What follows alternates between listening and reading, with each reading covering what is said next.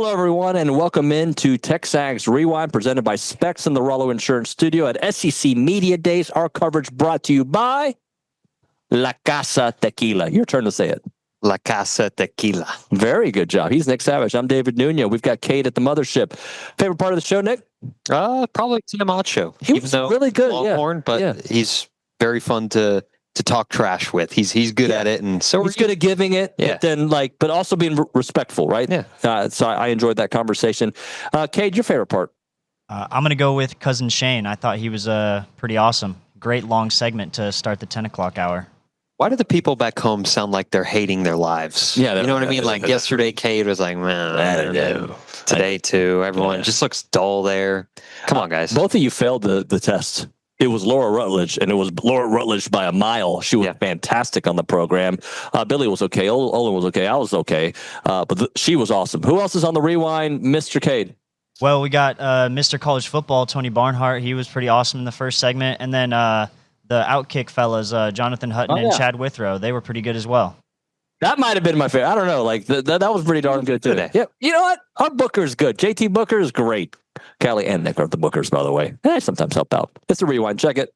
Tony, what did you make of Brian Kelly's comments yesterday about wanting to make sure that the quote salary cap and NIL is everything's above board and that it has to start with coaches? But I thought he made a very good point. Yeah, somebody, you got to stand up and quit. Will that happen? Will it happen? I think it's going to happen to get the.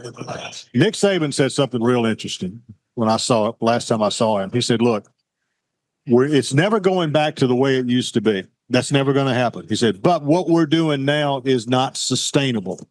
There's a sweet spot in the middle, and it's up to the adults in the room to figure out and find it and get it." I think. Just to make things finally work, I think they're going to have to agree on a set of parameters, and I think they will. Tony, you are here partially because of the Dodd Trophy preseason watch list. I know you're very passionate about it. Talk to us about being involved and maybe some of the names we should be looking out for. Well, we just released our watch list for this year with the Bobby Dodd Coach of the Year, the Dodd Trophy, is different than other Coach of the Year awards. There are a lot of great Coach of the Year awards. But I give you an example. Last year, our selection for the Dodd Trophy was Marcus Freeman from Notre Dame, because it was not only for what they did on the field, but what they did from a community service standpoint, what they did from an academic standpoint, and the scholarship, leadership, integrity are the three pillars of the Dodd Trophy. And here's the other thing that's neat. When we present the Dodd Trophy, the Coach of the Year trophy, we go to the campus of the winner so that he can receive it in front of his family, his staff, and all the Notre Dame community. And it was really cool being there. And Coach Freeman spent a lot of time with us. And so it's been a lot of fun and to be a part of. So you do the presentation? I am part of the presentation. That is true. That is true. We have a lot. We had 2 years ago we had Willie Fritz, the coach from Tulane, had that great year. And when we arrived at the stadium, which is where they had the box where we were going to have the dinner, his entire team showed up wearing their game jerseys and escorted us around that's great. The campus. And so those kind of neat things have happened. I'll start things off with A&M from your perspective, because such a terrible end of the season last year. The hype train isn't really there. Yeah. But people are talking about them like as a maybe team. Well, how do you see A&M? I don't think enough people are talking about A&M, and I don't want to overdo it, because this is I get like superstitious about A&M. I have a couple of my best friends are A&M fans, so they get mad at me if I'm like overhyping the team. But I'm an honorary A&M fan, by the way. But thank you, gig 'em. But I think they're gonna be pretty good. Marcel Reed coming back, he's got way more experience under his belt. To me, getting thrown into the fire last year, you saw some flashes, you saw some freshman moments, right? Like some moments of inexperience. He's got that time under his belt. I'm actually glad that he experienced some of that to prepare him for this season. I think Elko taking over the defensive play calling is big. Yep. That's his background. That's his bread and butter. He is such a good coach, and he's impressed me in so many ways. I just think and I know A&M fans are like, okay, but we've got to win.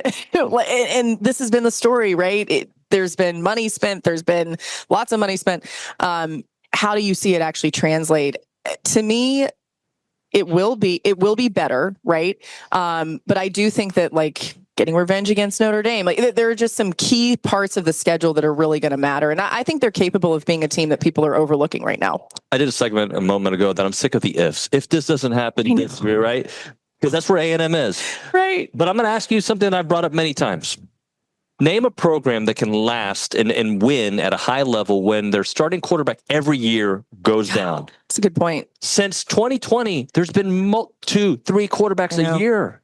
Well, and to that end, I think the O-line is going to be better from what I've seen. I get it. We're talking about stuff that we don't really know yet, but on paper, it seems like it'll be better. And that's key too, because you're right. Every year quarterbacks get hurt and we have all this hope and we think, okay, and I don't know. That part of it, I don't want to use an if, but if Marcel Reed stays healthy, I do really think they're going to be a force to be reckoned with and a team that people don't want to see. Again, it's like you look at the SEC schedule, all these teams are difficult. It's a gauntlet for every single group. I mean, no one's looking at their schedule saying, oh yeah, I feel good about this. Sure. There's a bunch of wins on this list, but A&M's a team. It's an atmosphere, especially some of the home games, the way the schedule works out, I think are in favor of the Aggies, which is great, but yeah, they got to stay healthy. For me, as an insider, I think it's a hard team to peg because they were really good last year until they weren't. And do you have the depth to be able to take over when your starting running back goes down, when the offensive lineman goes down? I think they can be really good. They got to prove to me they can win on the road against top teams. Chad and I know Marcel Reed pretty well. Yeah. And just from calling football games, high school football games in Tennessee, can he develop the pass? The throw. Right. And he's certainly got the pedigree to do it. I mean, he's got the athleticism. It's phenomenal. But Chad, I want to, that's really the marquee point of emphasis for me is, and also, defensive questions too. You detailed thoroughly, but I want to see if Reed can spin it. Yeah. And you got to be able to do this. Yeah. And I think KC Concepcion is a great addition. Yeah. I think they really did well with the spot transfers they brought in. I love Marcel Reed. Loved him in high school at Montgomery Bell Academy in Nashville. Love calling his games. Love his demeanor. I think the defense is going to be good under Elko, and it's only going to get better and better. Their schedule's manageable. They got the week 3 trip to Notre Dame, but I think that's a winnable game too. I think A&M's in a good spot.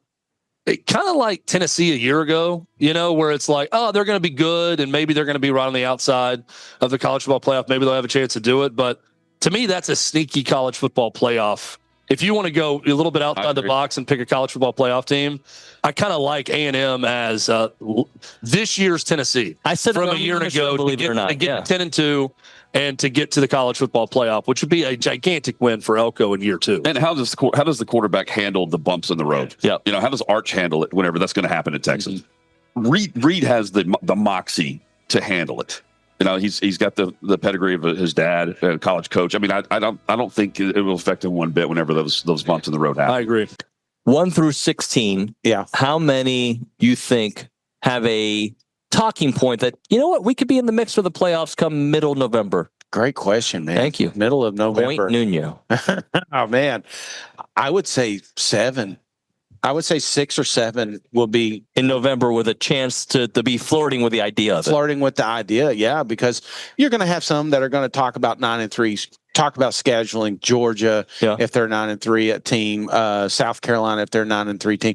That's going to happen, but you're going to have to be 10-2. And I truly believe that in November we could have 6 teams that, if they win out type scenario, they're in.